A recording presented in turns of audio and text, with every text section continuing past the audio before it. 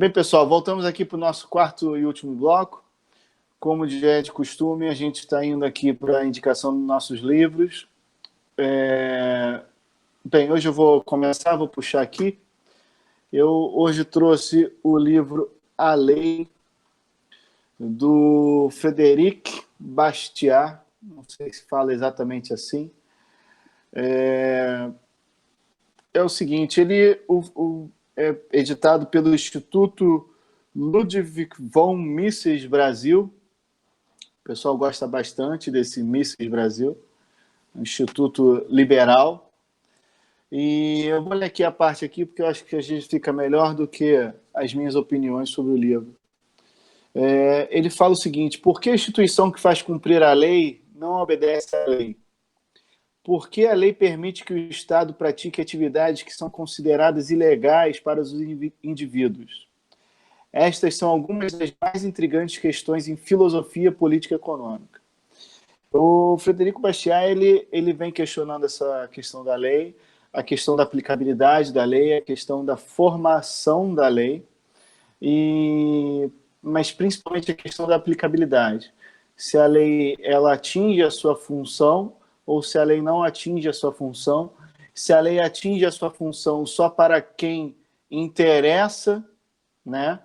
É um livro que ele foi escrito em 1850 e é interessante porque parece que é um livro super atual, né? Foi escrito ontem, comentando sobre a norma praticada aqui no Brasil, que é a questão da lei sendo aplicada só para quem interessa, para quem eu desejo e beneficia também a quem eu quero, né? Então é um livro interessante, é um livro bem fininho, tá? Mas é um livro que faz pensar principalmente nessa origem, que eu acho que é a origem do direito, uma das origens, que é a lei, né? E é isso, é a minha indicação aí para a semana. Bacana. Meu livro dessa vez é de papel, acho que o Rafael deve conhecer, Carla Veríssima, falando no caso do compliance e incentivo à adoção de medida anticorrupção. Esse livro, ele trata, no caso, ele discute muito da capacidade ou não da lei, né, anticorrupção brasileira de incentivar as empresas a adotarem um programa de compliance, né?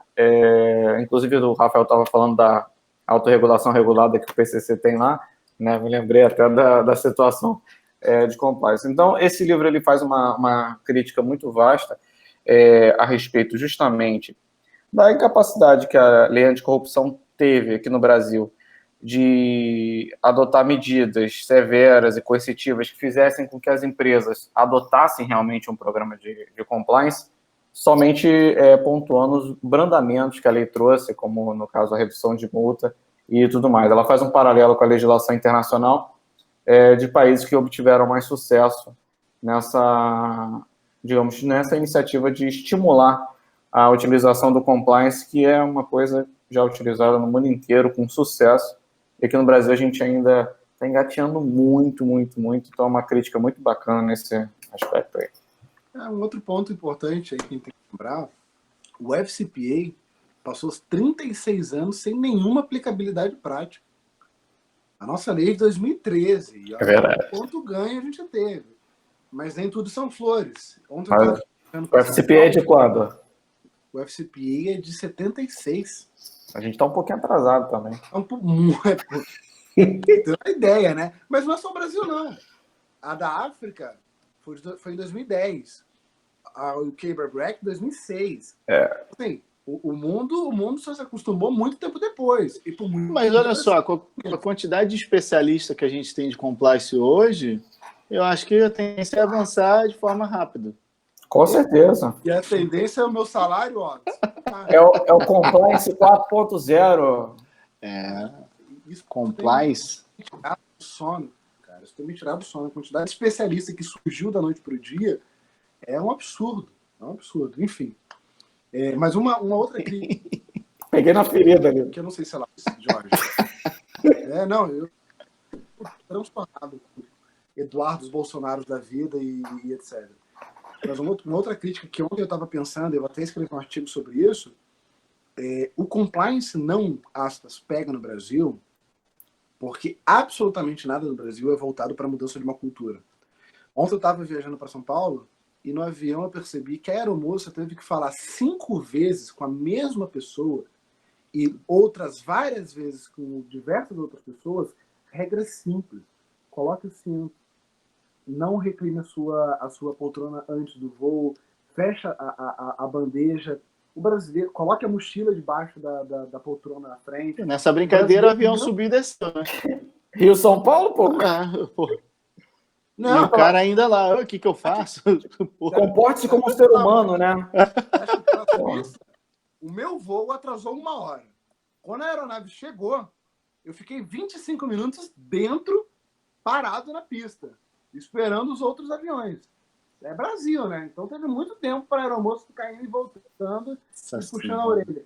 Mas me impressionou a quantidade de brasileiro que não consegue seguir normas simples. O cara viaja para São Paulo praticamente todo dia.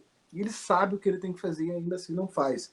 Então o brasileiro não tem essa virada de mudança de cultura, de vou seguir a norma, independentemente do que eu penso. Pô, só pontuar aqui antes de você falar o seu livro. Para mim não é mudança de cultura. Para mim não é obedecer norma. Para mim é a boa e velha e agora antiquada educação. No final do dia é isso.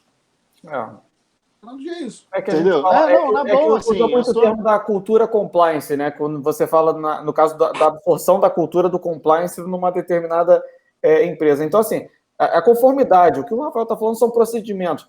90% das merdas que dão é porque alguém não seguiu um determinado procedimento que foi instituído. Aí o malandro, veja bem, olha aqui, brasileiro malandro, fala assim, não, eu sou esperto, eu sou malandro, eu não preciso disso. O otário é que tem que botar o cinto, o otário deixa a bandeja. Olha, eu fui falando no telefone. Então, assim, é uma questão educação? Sim, eu também vejo meio que como cultura. Mas cultural. É cultural. Não, Para mim, tem que ser um pouco severo e tem que ter punição radical mesmo.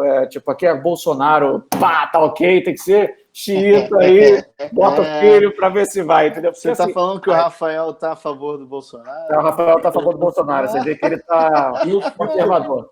Eu citaria Frota.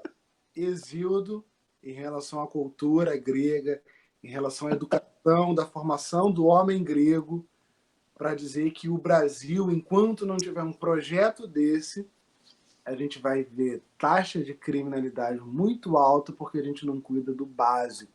A gente vai ver taxa de mortes por obesidade, por câncer, por doenças cardíacas, porque nós não ensinamos o básico, a como cuidar do corpo, a como se alimentar bem, a como ter uma vida mais saudável, a como proporcionar que as pessoas tenham uma vida mais saudável. Educação e cultura. Enquanto a gente não andar assim, pode ter FCPA, pode ter compliance, pode ter punição. Que não vai adiantar nada. Vai adiantar nada. Falta um coaching aí fazendo, no caso, um trabalho de compliance. O brasileiro otário. Enfim. Deixa eu fale mais. Para minha boa e velha, aspas, direita brasileira e para os conservadores, a política da prudência. Russell Kirk, um filósofo norte-americano, um professor norte-americano formado pela Universidade de Duke, nos Estados Unidos, ele escreve esse livro quase que é considerado como um resgate ao bom pensamento conservador e, ao mesmo tempo, traçando um pouco de Scruton, um pouco de Burke, nessa questão de dissociar o que é nacionalismo, que é o que nós vivemos no Brasil, não é conservadorismo, o que nós vivemos é um nacionalismo, um fanatismo de direita, saímos de um fanatismo de esquerda e estamos num fanatismo de direita, que não tem nada a ver com o que Kirk escreve, que não tem nada a ver com Scruton, que é um filósofo britânico que escreve, que também é conservador, e não tem nada a ver com o que o pai do conservadorismo, o Burke, escreve acerca de de um pensamento voltado para ideais importantes, como a família tradicional, como as instituições, como o respeito a essas instituições, etc. E a política da prudência é um pouco disso, um pouco de um resgate moderno desse conservadorismo, dissociando de elementos de fanatismo e dissociando de elementos que impedem o diálogo com a oposição. E o que hoje nós vemos dos dois lados é uma política voltada para o outro é sempre meu inimigo. Então você tem indivíduos que podem ter pensamentos antagônicos em pautas importantes, como aborto, como família, como união afetiva, etc. Mas que precisam encontrar um equilíbrio frente ao Estado. E o próprio Estado precisa entender que, uma vez eleito, o conservador não dialoga apenas com os seus pares, mas dialoga com os liberais, liberais do ponto de vista dos costumes.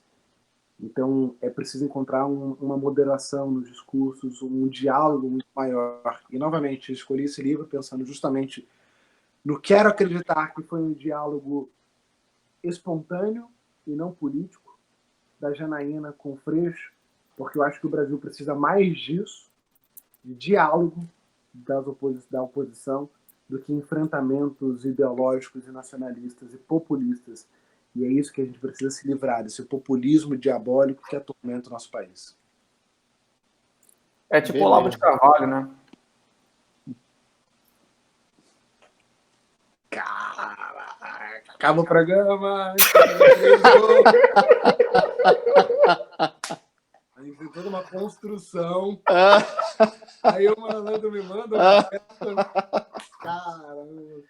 Ele é um gênio, é um filósofo. Assim como o Zé do Boné. Bem, pessoal, chegamos a mais um final de programa. Espero que vocês tenham gostado. E é isso aí. Boa noite, até a próxima.